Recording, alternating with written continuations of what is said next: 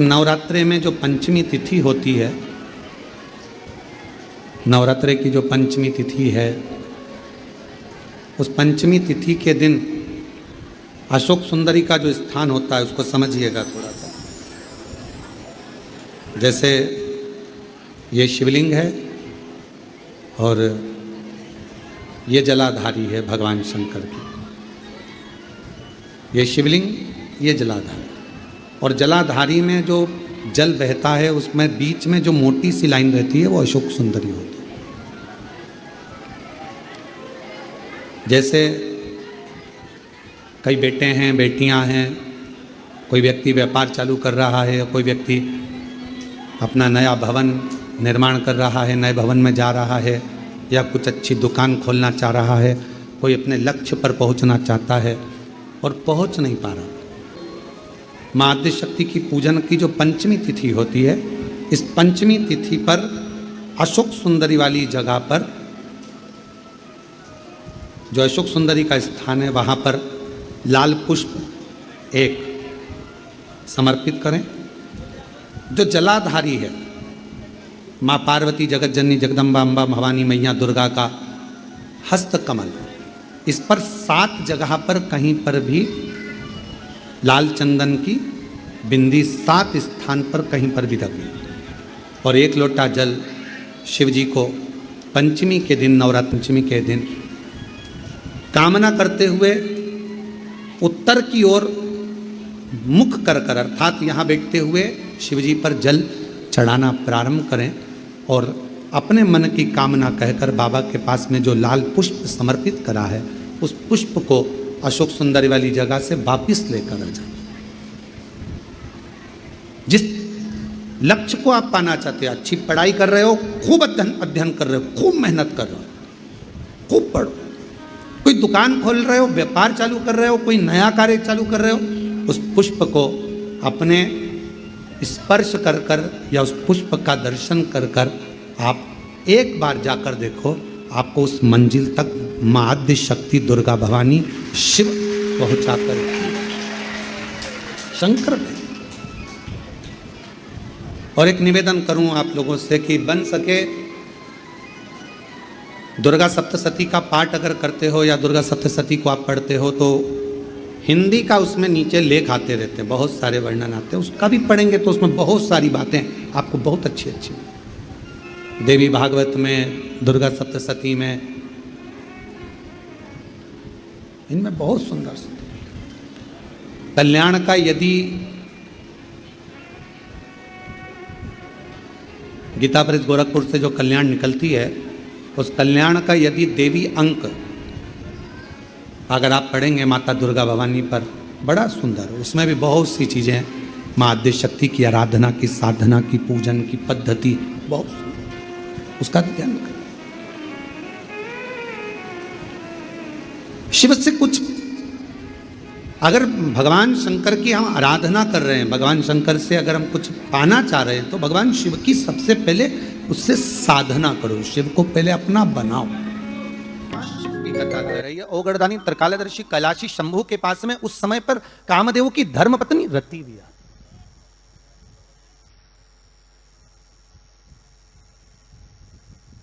जिसके नयनों में जल भरा हुआ। शिवजी ने पूछा, बोलो रति, आप और यहां, जब आपका पति जलकर भस्म हुआ तो हमने वर दिया था आपके पति को कि ये भगवान कृष्ण का पुत्र बनकर मिलेगा आपको, फिर क्यों आप यहां पर आई हो, क्या हो गया ऐसा, क्या चाहती हो आप, फिर आने का कारण क्या है आपका, किस लिए पधारी हो आप। महाराज, मेरा पति जो जलकर भस्म हुआ था, उसके भस्म होने पर मेरे ऊपर भी केस लगाया। तो भाई केस तुम्हारे ऊपर किसने लगाया, ऐसा क्या हो गया कि तुम यहां मेरे पास में आई। प्रभु, बात इतनी सी है कि मेरा पति जब आपके नेत्रों की ज्वाला द्वारा जलकर भस्म हो रहा था, उस समय पर वो आम के पेड़ पर बैठा हुआ। कौन से पल्लव के? आम के पल्लव, आम के डालियों में, आम के पल्लव में मेरा पति छुपा हुआ। तो फिर क्या चाहती है भगवान से? माँ रति कह रही हैं, दिक्कत केवल इतनी सी है कि मेरा पति जलकर भस्म हुआ, वो आपने वर दे दिया कि वो कृष्ण के पुत्र बनकर हमें मिल जाएंगे, वो हम मान रहे हैं, सब जानते हैं हम, ठीक है। पर दिक्कत इतनी सी है कि जिस आम के पेड़ पर मेरा पति बैठा हुआ था, उसके चक्कर में वो आम का पेड़ भी जला। तो वो आम का पेड़ जो जला, उसने मुझसे कहा है कि पति का तो उद्धार हो गया, पर हमारा उद्धार कैसे? अब देखिए, कई लोग कहते हैं प्रश्न करने वाले पीछे नहीं हटते महाराज, बहुत प्रश्न करते हैं और प्रश्न कर कर पूछते हैं, गुरुजी ये कलश के ऊपर आम के पत्ते क्यों लगते हैं? उसका उत्तर है, ध्यान दीजिए। प्रश्न बहुत है तो उसके उत्तर भी बहुत है, बस उसको समझने वाला चाहिए। और आप लोगों को तो आज बहुत बहुत भगवान ने कृपा करी है, जो आप पहले दिन ही कलश स्थापना होती है और पहले दिन ही आपको ये ज्ञान हो जाए कि बच्चे पूछे कि कलश क्यों रखा जाता है, कलश के ऊपर आम के पत्ते क्यों लगाए जाते हैं, कलश के ऊपर नारियल क्यों रखा जाता है, कलश के ऊपर 9 बार मोली क्यों बांधी जाती है? मोली मतलब अच्छा नाड़ा, 9 बार क्यों लपेटा जाता है नारियल के ऊपर, कलश के ऊपर जब रखते हैं? कलश के ऊपर जब जब श्रीफल रखाता है, नारियल रखाता है, तो उस पर 5 बार 7 बार मोली नहीं लपेटी जाएगी, तो 9 ही बार लपेटी जाएगी। 5 या 7 बार लपेटते हैं तो कहते हैं कि लक्ष्मी की छिन्नता होती है, और वो 9 बार लपेटी जाती है तो भरपूर लक्ष्मी का भंडार भरती है। क्यों क्यों कहते हैं महाराज? आम के पल्लव। तो मैं केवल आपसे इतना सा निवेदन करना चाहती हूँ, आपसे केवल इतना कहना चाहती हूँ कि प्रभु मेरे मन का संशय मिटा दीजिए, और जो आम का वृक्ष मेरे पति के साथ जलकर भस्म हुआ है, उसकी विनती को आप स्वीकार कर लीजिए। आप उसके लिए भी कुछ कृपा कर दीजिए।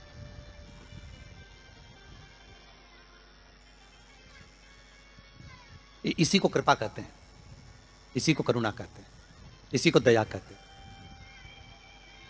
भगवान बोले अब आप आई हो रति, ठीक है, मांगो क्या चाहिए, बस इतनी कृपा कर दीजिए कि आम के वृक्ष का भी उद्धार कर दो। शिवजी ने कहा हम वर प्रदान करते हैं रति,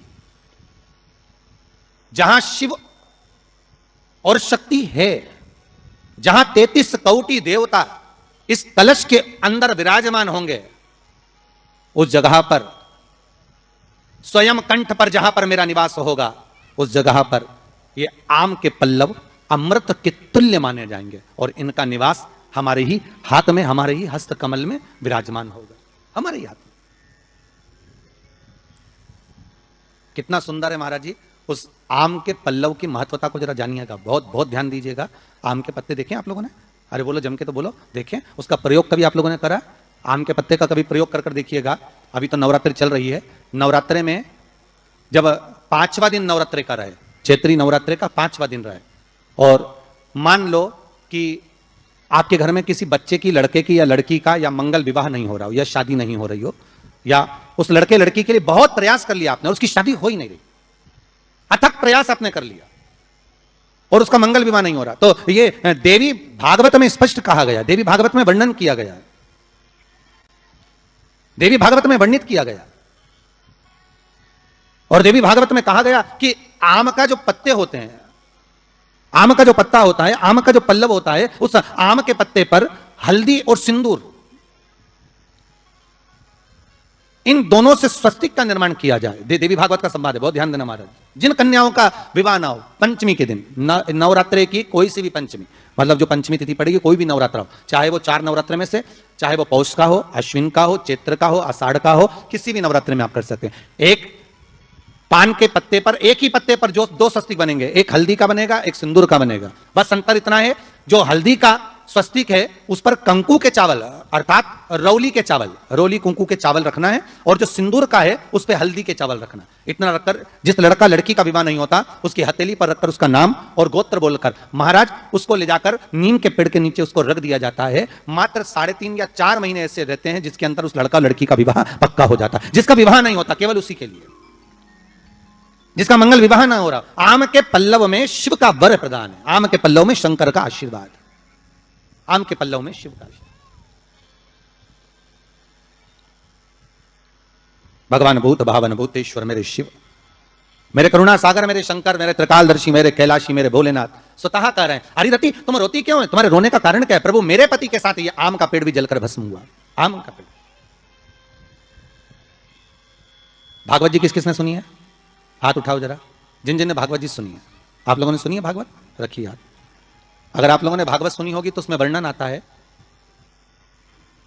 तक्षक नाग डसने के लिए जब जा रहा था, तब ब्राह्मण देवता जो जहर उतारना जानते थे, उनको लेकर राजा परीक्षित के पुत्रों ने अपने दूतों को भेजा था लाने के लिए कि एक ब्राह्मण ऐसे हैं कि वो तक्षक नाग का जहर उतार सकते हैं, वो तक्षक नाग के जहर को समाप्त कर सकते हैं, तो आप उनको लेकर आओ। और वो तक्षक नाग का जहर उतारने वाले उस ब्राह्मण को लेकर जा रहे थे। तो सर्प ने विचार करा, तक्षक नाग ने कि बताओ ये तो गजब का काम कर रहा है, अगर ये ब्राह्मण पहुंच गया तो ये ब्राह्मण तो सर्प का जहर उतार देगा। तो सांप तक्षक नाग को ये चिंता लग गई कि मेरे को ही डसना है और मेरे जहर ये उतार देगा, और डसने भी एक ही बार है और मरना चाहिए परीक्षित। परीक्षित को श्राप लगा, अब करूं तो करूं क्या। तो सर्प ने विचार करा कि मैं एक रूप रख कर जाता हूं और इस ब्राह्मण की परीक्षा लेता हूं। सर्प रूप रख कर गया, भागवत आप लोगों ने श्रवण करी होगी। तो जब तक्षक रूप रख कर गया और उस ब्राह्मण के पास में जाकर पूछा कि ब्राह्मण देवता ये बताओ कि आप कहां जा रहे हो, तो ब्राह्मण बोला आपको नहीं मालूम, राजा परीक्षित को सांप डसने वाला है तक्षक नाग, और मैं जहर उतारना जानता हूं। अच्छा, आप जहर उतार दोगे? हां। तो किस लिए जा रहे हो? जहर उतारने के लिए। तो जहर उतारने क्यों जा रहे हो? तो कहा राजा है राजा, जब राजा का जहर उतारेंगे तो मुद्रा भी कितनी मिलेगी, आपको मालूम नहीं है क्या? अच्छा, ब्राह्मण देवता इसलिए जा रहे हो? हाँ। पर उसको तो किसी संत ने श्राप दिया। अरे तो श्राप संत ने दिया है, हम ब्राह्मण हैं, हमारा कर्म है किसी को बचाना, तो हम तो बचाएंगे। अच्छा, आप में इतनी सामर्थ्यता है कि आप तक्षक नाग का जहर उतार दो? अरे तक्षक नाग आकर अगर मेरे सामने खड़ा हो जाए और किसी को डस ले तो यह पक्का है कि मैं जहर उतार सकता हूं। अच्छा, तो इतने में तक्षक नाग सामने बिल्कुल प्रकट हो गया, और तक्षक नाग प्रकट होकर बोला बता ब्राह्मण किसको डसूं मैं? ब्राह्मण ने कह दिया तुम्हारी मर्जी पड़े उसको डसो। सामने एक पेड़ था, उस पेड़ को ब्राह्मण ने, उस तक्षक नाग ने डस लिया। अब तक्षक नाग ने उस पेड़ को डसा, और डसने के बाद में वो पेड़ पूरा जल गया, पूरा जल गया। अब पेड़ तो जल गया, पर ब्राह्मण जो था जिसको परीक्षा देना थी, वो ब्राह्मण को यह नहीं मालूम था कि इस पेड़ पर एक संत बैठकर साधना कर रहा था, तपस्या कर रहा था, और जब वो पेड़ जला तो वो संत भी जल गया, संत भी जल गया। अब जब संत जल गया, ब्राह्मण ने हाहाकार की आवाज जब सुनी तो आंखों में जल भर गया। आखिर हुआ क्या? ये संत जल कैसे गया? तो कहा इसके जलने का कारण केवल इतना है कि अब आप जीवित करो, इस पेड़ को हरा भरा करो, इस पेड़ को हरा भरा कर दीजिए। और ब्राह्मण ने हाथ की अंजलि में जल लिया। हाथ की अंजलि में जल लेकर ब्राह्मण उस जल को पेड़ के ऊपर छींट रहे थे, तो सबसे पहले ब्राह्मण ने यह मन में सोचा कि भोलेनाथ शंभु त्रिकालदर्शी है, कैलाशी, कृपा ऐसी करना कि सबसे पहले जो पेड़ पर जो संत बैठा था वो जीवित होना चाहिए, जो वृक्ष पर संत बैठा है वो जीवित होना चाहिए। हाथ का जल ब्राह्मण ने जैसे छोड़ा, छोड़ते से ही पेड़ भी हरा भरा हो गया, और उसके ऊपर जो संत बैठे थे वो भी जीवित हो गए। जीवित हो गए तो तक्षक नाग को यह लगा कि इसने एक जले हुए पेड़ को जीवित कर दिया, वापिस हरा भरा कर दिया, और इसने ऊपर बैठे हुए संत को वापिस जीवित कर दिया, तो यह पक्का है कि मतलब ये तक्षक नाग का जहर, मतलब मेरा जहर राजा परीक्षित को उतार सकता है। तो तक्षक नाग ने अपनी बात को पलटा और पलट कर कहा महाराज जी हाथ जोड़कर निवेदन करता हूं, जितना राजा परीक्षित के पुत्र आपको धन देंगे उससे 1000 गुना धन मैं आपको देता हूं। ब्राह्मण ने कहा ठीक है, अगर दक्षिणा से बड़ी दक्षिणा हमको एक ही जगह पर मिल रही है तो फिर हमें जाने की जरूरत क्या। ब्राह्मण ने दक्षिणा ली, वापिस मुड़ गया, वापिस मुड़ गया। अब ईमानदारी से बोलो, वो ब्राह्मण नरक गया होगा कि स्वर्ग गया होगा? जरा जम के बोलना, सुनाई देना चाहिए हमको। कहां गया होगा? नरक। काय में लिखा है? देवी भागवत में। उसका कारण क्या था? शिव महापुराण की कथा कहती है जैसे एक नाव चलाने वाला व्यक्ति नाव लेकर जा रहा है और उसमें बहुत सारे यात्री बैठे हैं, बहुत सारे यात्री, और नाव डोलने लगी, आंधी चलने लगी, तूफान चलने लगा, हवा आने लगी, लहरें उठने लगी और नाव डूबने लगी। तो जो नाव में बैठा हुआ नाव चला रहा था वो कूद गया और कूद कर बाहर निकल गया, और निकलकर सारे के सारे जितने नाव में बैठे थे वो सब जलने लगे। जितने नाव के अंदर बैठे थे वो सारे के सारे जलने लगे।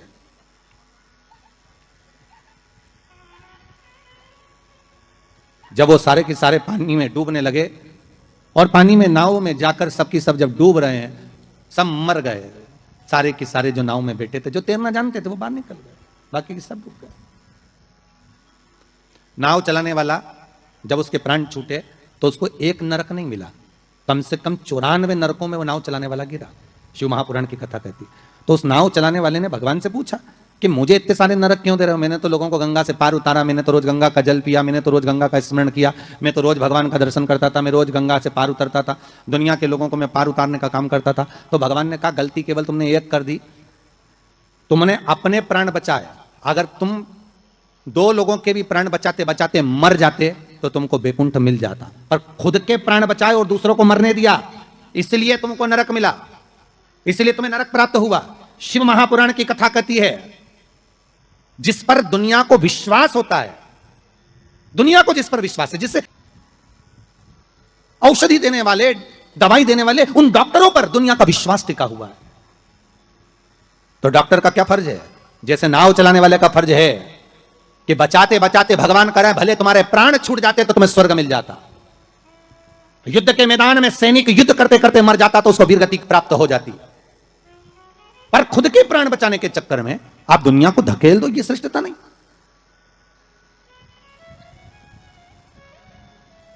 ये इसमें श्रेष्ठता नहीं। जब तक उस शरीर में प्राण है, जब तक उस शरीर में श्वास है, डॉक्टर भी अपनी जान झोंक दे कि कैसे भी मुझे इसको बचाना है, चाहे कुछ भी हो जाए इसके प्राण बचना चाहिए। फिर धन मूल नहीं है, फिर संपदा मूल नहीं, फिर सत्ता मूल नहीं है।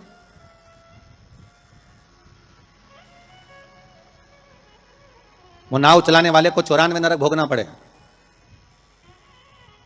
जिस ब्राह्मण ने दक्षिणा ज्यादा लेकर राजा परीक्षित को नहीं बचाया, चले गए। जब भगवान ने विद्या दी है, भगवान ने ज्ञान दिया है, भगवान ने विवेक दिया है और तुमको उस लायक बनाया है कि आप 4 लोगों को पढ़ा सकते हो, आप 4 लोगों को आगे बढ़ा सकते हो, आप इसका सम्मान कर सकते हो, आप इसको अग्रण्यता प्रदान कर सकते हो, आप इसको विवेकता दे सकते हो, और आप उस विवेकता को ना देते हुए अगर आप अपने उस वैभव को छुपा रहे हो और उससे वंचित कर रहे हो दुनिया को, तो फिर भगवान छोड़ने वाला नहीं है,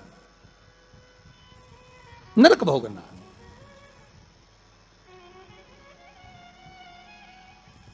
पर पांडेतारा वालों, आप लोगों ने बिल्कुल सही उत्तर दिया कि उसने दक्षिणा ज्यादा ले ली और वापस निकल गया तो अपने मुख से कह दिया कि वो नरक गया। कितनी, इसी को कहते हैं गंगा तट के श्रोता। गंगा तट के जो श्रोता होते हैं ना, बड़े आनंदमय होते, कथा जो सुनते हैं ना उसका भाव एक आनंदित था कि वो अपना लक्ष्य छोड़कर, अगर चाहता तो राजा परीक्षित को बचा सकता था, पर थोड़ी सी संपदा के चक्कर में, थोड़े से धन के चक्कर में वो ब्राह्मण भी थोड़ा सा लोभ आया और लोभ के चक्कर में अपने कर्म से वंचित हो गया। तो वो चरित्र कहां गलत है महाराज जी? एक महाराज जी प्रवचन दे रहे थे, उस प्रवचन में एक गांव का व्यक्ति कथा सुनने बैठा था और खड़े होकर पूछ लिया, महाराज जी पाप के बाप का नाम क्या है? महाराज जी ने पूछा, क्या पूछ रहे हो, फिर से बोलो। तो वो व्यक्ति बोला, महाराज जी हमें दशरथ जी के पिताजी का नाम मालूम है, हमें राम जी के पिताजी का नाम मालूम है, हमें कृष्ण जी के पिताजी का नाम मालूम है, हमें सबके बाप का नाम मालूम है, बस पाप के बाप का नाम नहीं मालूम। तो मैं उत्तर दे दो। तो महाराज जी भी मन में सोचे पाप का बाप, महाराज जी मन में सोचे हमने पूरी पुराण पढ़ी पर ये पाप का बाप तो हमें कहीं नहीं मिला, सारे शास्त्र भी उखाड़ कर देख लिया पर उसमें पाप का बाप मिलना बड़ा कठिन। अब पाप का बाप कहां से ढूंढे? तो महाराज जी ने कहा काम करते हैं, कल हम आपको बताएंगे, आप कल कथा में आना। और महाराज जी फिर प्रवचन देने बैठे और वो व्यक्ति फिर आके बैठ गया। अब जैसी कथा समापन हुई, महाराज जी तो फिर खड़ा हो गया, महाराज सीताराम। महाराज जी बोले सीताराम। और बोलो पाप का बाप। महाराज जी बोले बाबा अच्छा पाप का बाप पीछे पड़ा। महाराज जी बोले कल कल बिल्कुल पक्का है कि तुमको तुम्हारे प्रश्न का उत्तर मिल जाएगा। अब महाराज जी ने आज भगवान को 2 अगरबत्ती लगाई कि वो नहीं आना चाहिए, क्योंकि वो फिर आएगा, फिर प्रश्न करेगा पाप का बाप। अच्छा वो प्रश्न नहीं भी करता ना तो उसका मुंह देखकर याद आ जाता है कि प्रश्न करेगा पक्का। तो पंडित जी जब निकले ना प्रवचन के लिए तो उन्होंने भगवान को तो करती लगा, भगवान ये नहीं आना चाहिए। और पंडित जी जैसे ही बस कथा में आ रहे थे, प्रवचन देने आ रहे थे, वो रोड पे ही मिल गया बात का बात। पंडित जी मन में सोचे प्रवचन दूं कि ना दूं, बड़ा टेंशन है। अब प्रवचन दे कि ना दे यही सोचे। अब महाराज जी फिर कथा में बैठे, उसने फिर प्रश्न कर दिया महाराज कि पाप के बाप का नाम बता दीजिए। महाराज जी फिर नहीं बोले। अब नहीं बोले तो शिव महापुराण की कथा कहती है महाराज, वहीं पर एक वैश्या बैठी थी कथा में, रोज कथा सुनने आती थी। उसका मन, उसका चित्त, उसकी वृत्ति कथा में बड़ी रमती। जिसके मन में शिव महापुराण की कथा समा गई ना, तो वो प्रयास करता है कि कुछ भी कर कर जहां कथा हो रही है ना, भले 40 किलोमीटर है, 50 किलोमीटर है, 100 किलोमीटर है, पर एक बार तो मैं चली जाऊं। जिसके मन में शंकर आ गया ना, तो वो छोड़ नहीं सकता। वो प्रयास करेगा कि मैं कैसे भी पहुंच जाऊं, बस कथा में एक बार मेरी हाजिरी लग जाए, शंकर सुन ले बस एक बार शिव महापुराण की कथा, उस पंडाल में चली जाऊं जिस पंडाल में मुझे बेलपत्र का आनंद मिल जाए, बस उस पंडाल में मुझे पहुंचना। अब वैश्या का नियम था, वो कथा कभी नहीं छोड़ती थी, और वो भी कथा में जाकर बैठ गई, और कथा में रोज सुने वो पाप के बाप का चक्कर, और महाराज जी बस प्रवचन करें, अक्षतम केशवम राम नारायणम, जैसे महाराज जी अक्षतम केशवम करें, सब बैठे रहे, वही खड़ा हो जाए। अब महाराज जी भी मन में सोचे अब क्या करें, तो महाराज जी डबल से कह रहे हैं अक्षतम केशवम राम नारायणम कृष्ण दामोदर वासुदेवम हरे। तो वो महाराज जी हाथ हिलाएं कि अभी भी पाप का बाप नहीं मिला, और वो तो बोल खड़ा। आज वेश्या ने कह दिया, गुरुदेव आपसे एक निवेदन है मेरा। बोलिए। मैं वेश्या हूं, छुपाया नहीं। संत, सदगुरु, भगवान, माता पिता, इनसे कभी नहीं छुपाना अपने को। छुपाकर जाएंगे भी कहां? अगर माता पिता से कुछ छुपा लेंगे, संतों से, सदगुरु से अगर छुपा लेंगे, तो जाएंगे कहां भगवान से छुपाकर?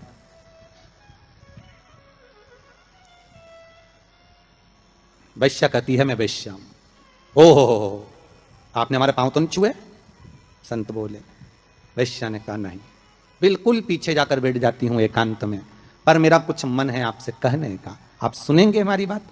संत बोले क्यों नहीं सुनेंगे, हम तो संत हैं, बोलो क्या बात है। आप जब सुबह सुबह मंदिर जाते हो ना गुरुदेव, तो बीच में मेरा वेश्यालय पड़ता है, 2 मिनट के लिए आप पांव रख देंगे ना मेरे वेश्यालय में, मेरी जिंदगी सार्थक हो जाएगी।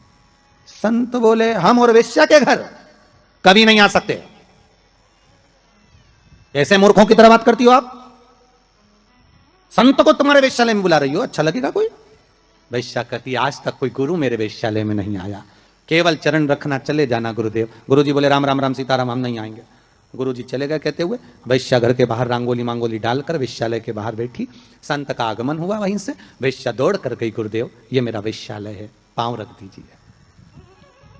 वैश्या, हम संत हैं, किसी वेश्या के यहां नहीं जा सकते, हम तुम्हारे यहां नहीं आएंगे। संत जाने लगे। वैश्या ने अपना पर्स खोला, 500 का नोट निकाला, महाराज के चरणों में रखा, महाराज जी ने जेब में रखा, जल्दी चलो हमारे पास समय कम है, जल्दी चलो। महाराज वैश्या के भवन में चले गए। वैश्या ने कहा महाराज जी बैठिए। नहीं नहीं, इतना समय कहां है बैठने का, तुमने कहा था बस पांव रख देना। महाराज जी बैठ जाइए, आपके हाथ जोड़ती हूं, 5 मिनट बैठ जाओ। महाराज जी। वैश्या बोली आज तक किसी संत ने हमारे यहां भोजन नहीं किया महाराज, कोई गुरु ने आज तक हमारे यहां भोजन नहीं करा, आप कृपा कर देंगे तो भोजन तैयार। संत बोले वैश्या मूर्खों की तरह बात मत करो, तुम्हारे वेश्यालय का भोजन हम करेंगे, हम संत हैं, हम साधु हैं। वैश्या ने 2 500 के नोट हेड़े महाराज के चरणों में रखे। महाराज बोले जल्दी भोजन लेकर आ, समय कम है, जल्दी जा। वैश्या गई, भोजन बनाकर रखा था महाराज जी के सामने रख दिया। महाराज जी रोटी का टुकड़ा तोड़कर खाने लगे। वैश्या हाथ जोड़कर बोली नहीं गुरुदेव, आज तक मैंने किसी संत को अपने हाथों से खाना नहीं खिलाया, आज तक मैंने किसी संत को, किसी सदगुरु को अपने हाथों से भोजन नहीं दिया है। मैं अपने हाथों से आपको भोजन कराना चाहती हूं। संत बोले तुम जानती नहीं कि तुम वैश्या हो, हम संत हैं, साधु सन्यासी तपस्वी किसी के हाथ से खाना नहीं खाते। वैश्या ने 4 500 के नोट के सामने रखे। महाराज जी ने मुंह खोल लिया। वैश्या ने रोटी का टुकड़ा तोड़ा, महाराज के मुख में दिया, दूसरा तोड़ा तो रोटी का टुकड़ा खीर में भिगोया, महाराज के मुंह में डालने की जगह थाली में रखकर वैश्या ने 1 थप्पड़ महाराज के गाल पर दिया, 1 थप्पड़ महाराज के गाल पर। संत ने पूछा वैश्या तुमने हमें थप्पड़ मारा? वैश्या कहती नहीं महाराज, ये अभी मारा तो 5 उंगली हमारे गाल पर पड़ी हुई है, ये थप्पड़ नहीं तो और क्या है। ये थप्पड़ नहीं तो क्या है? तुमने हमारे गाल पर थप्पड़ मारा? वैश्य कहती नहीं मारा, थप्पड़ नहीं मारा है। वैश्य कह रही है महाराज, रोज गांव का व्यक्ति आपसे प्रश्न करता था कि पाप के बाप का नाम बताओ। मैं उत्तर दे रही हूं कि पाप के बाप का नाम लोभ है, केवल लोभ। लोभ के चक्कर में मैं जैसा जैसा बोलती, आपके नोट की मात्रा बढ़ती जाती और आप वैसा वैसा करते चले जाते। ये पाप का बाप है। संत की आंख में जल भर गए। वैश्य ने जो ज्ञान दिया वो ज्ञान साधारण नहीं था, वो साधारण ज्ञान नहीं। संत ने वैश्या के चरण पकड़ लिए। कोई गुरु नहीं मिला था मुझे, आज मिल गया, आज मिल गया।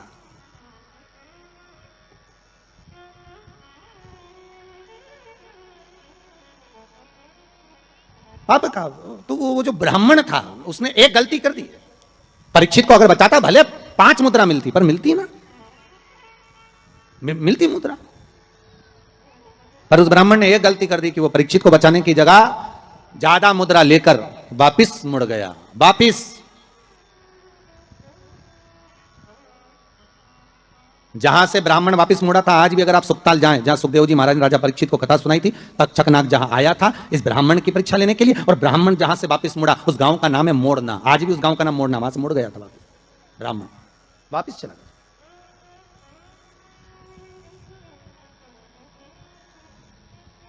जरा सा लोभ बस वहां भरमा दिया। शिव महापुराण की कथा कहती है, आम के पल्लव में जो छुपा था कामदेव, जब भस्म हुए, वो आम के पल्लव ने मां रति से प्रार्थना करी और रति ने उस आम के पल्लव का उद्धार कर दिया। संसार सागर में अगर हमारा जन्म हुआ है, मनुष्य की अगर देह मिली है, मानव का जी शरीर मिला है, मानव की अगर योनि मिली है, 84 लाख योनियों में सर्वश्रेष्ठ है मानव का शरीर, जिसको पाने के लिए देवता भी तरसते हैं। हाथ जोड़कर देवता भी भगवान से कहते हैं हमें मनुष्य बनना, हमें मानव बनना। देवताओं को भी ये योनि नहीं प्राप्त होती। क्यों? क्योंकि बैकुंठ का भोग केवल भोग है, केवल भोग। अगर मरने के बाद बैकुंठ चले भी जाओगे तो वहां चांदी की थाली में, सोने की थाली में भोजन मिलेगा, डनलप का गद्दा मिलेगा, एसी का रूम मिलेगा, बढ़िया खाने के लिए सब कुछ मिलेगा, आराम से फ्रिज, कूलर, वॉशिंग मशीन सब मिलेगा। एसी में आप आराम से सो, डनलप के गद्दे पर सो। पर बैकुंठ में केवल भोग भोगने की वस्तुएं मिलेंगी। पर बैकुंठ में भगवान का भजन मिलेगा क्या? जम के बोलिए, नहीं मिलेगा। बैकुंठ में गंगा का स्नान मिलेगा क्या? नहीं मिलेगा। बैकुंठ में शिव महापुराण की कथा मिलेगी क्या? नहीं मिलेगी। बैकुंठ में दान करने का मौका मिलेगा क्या? नहीं मिलेगा। बैकुंठ में भजन करने का मौका मिलेगा? नहीं मिलेगा। बैकुंठ में ना तो भजन मिलेगा, ना कीर्तन मिलेगा, ना नाम जाप मिलेगा, ना गंगा का स्नान मिलेगा। बैकुंठ में ना तीर्थ मिलेगा। बैकुंठ में अगर मिलेगा तो एक एसी का रूम मिलेगा, डनलप का गद्दा मिलेगा, सोने की थाली में भोजन मिलेगा, 2-4 दासियां तुम्हारा पंखा झेलेगी, पांव दबाने वाले मिलेंगे, इससे ज्यादा कुछ नहीं मिलेगा। बैकुंठ में लोग कहते हैं भगवान विष्णु मिलेंगे क्या? तो भगवान विष्णु से किसी ने पूछा तुम बैकुंठ में रहते हो? भगवान विष्णु कहने लगे मुझे तो फुर्सत ही नहीं, जहां कथा होती मैं तो वहां चले जाता। जब बैकुंठ अधिपति कथा सुनने के लिए पितरों के धाम में जाते हैं, कथा सुनने के लिए पांडतारा आ जाते हैं, कथा सुनने के लिए गंगा के घाट चले जाते हैं, तो भगवान कह रहे हैं बैकुंठ में फिर मनुष्य क्यों चाहता है बैकुंठ जाने के लिए? लक्ष्मी जी से पूछा तुम रहती हो क्या बैकुंठ में? लक्ष्मी जी बोली मैं जहां नारायण मां में, मैं क्या करूं बैकुंठ में? तो फिर बैकुंठ में क्या है? तो लक्ष्मी जी बोली 3 स्टार होटल, 5 स्टार होटल, आराम से रहो, खाओ पियो, मौज करो, और जब तुम्हारा पुण्य खत्म हो जाए, जैसे ही पुण्य खत्म वैसे धक्का मार के फेंक दिया। जैसे जब तक जेब में पैसा है तो होटल के अच्छे से अच्छे रूम में, खूब कुंभ के मेले में होटल बुक करो, खूब इलाहाबाद में, प्रयागराज में खूब प्रेम से रहो, और जब जेब में पैसा खत्म तो होटल वाला भी कहेगा निकलो, बाहर निकलो। तो होटल वाले तो क्योंकि हमने 1 महीने का पैसा दिया था, 2 दिन तो ज्यादा रहने दे, 2 दिन क्या 24 घंटा ज्यादा नहीं रहने देगा। पैसा खत्म तो निकल कर बाहर जाओ, पैसा हो जमा करो, फिर रूम में रहो। उसी तरह बैकुंठ में जितना पुण्य है उसके बल पे रह लो, जैसे ही पुण्य समाप्त चलो पांडे तारा वापिस पहुंच जाओ प्रतापगढ़। फिर कहोगे तुम जानते नहीं हो, हमने सियोर वाला महाराज के मुंह से शिव महापुराण की कथा सुनी तो बहुत बड़ा पुण्य कमाया। तो भगवान विष्णु बोले पुण्य तो कमाया पर खत्म भी तो हो गया, वापिस जा नीचे बैटरी चार्ज करके आ, वापिस जा, फिर कथा सुन। बड़ी मुश्किल से मिलता है ये मनुष्य का, मिलेगा। बैकुंठ चाहोगे तो मिल जाएगा, पर भोग करने के लिए मिलेगा। उसमें केवल आप भगवत भजन नहीं कर सकते, आप उसमें दान नहीं कर सकते। बैकुंठ में कोई तुम्हारे सामने हाथ फैलाकर भिक्षा मांगने नहीं आएगा। कोई बैकुंठ में तुमसे ये नहीं कहेगा कि तुम गौ माता के लिए दान दो, या तुमसे ये नहीं कहेगा कि वृद्धाश्रम के लिए दान दो, या तुमसे कोई ये नहीं कहेगा कि मंदिर निर्माण के लिए दान दो। बैकुंठ में तो तुम केवल भोग भोगोगे, और उसके बल पर भोगोगे जो तुमने दान करा, जो पुण्य करा, जो सत्कर्म करा। केवल एक मनुष्य की देह मिली है जिसमें हम दान भी करते हैं, हम भजन भी करते हैं, हम पुण्य भी करते हैं, हम सत्कर्म भी करते हैं, हम नाम जाप भी करते हैं। यह केवल एक मनुष्य की देह, केवल एक मानव का शरीर।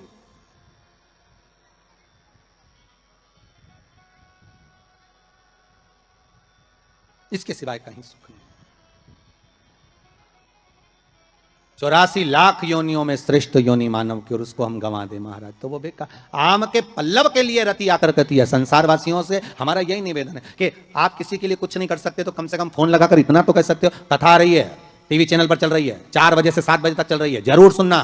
कोरोना महामारी चल रही है, कम से कम कथा सुनकर इस हृदय को विल पावर मजबूत होगा, कथा सुनकर अपने को एनर्जी प्राप्त होगी, कथा सुनकर हम आद्य शक्ति जगदम्बा का आराधना कर सकते हैं, कथा को सुनकर ये नवरात्रे में शंकर की कथा का अनुमोदन कर कर इस कोरोना महामारी से लड़ सकते हैं, इसको भगा सकते हैं, क्योंकि अपने भीतर का पावर प्रबल होना चाहिए।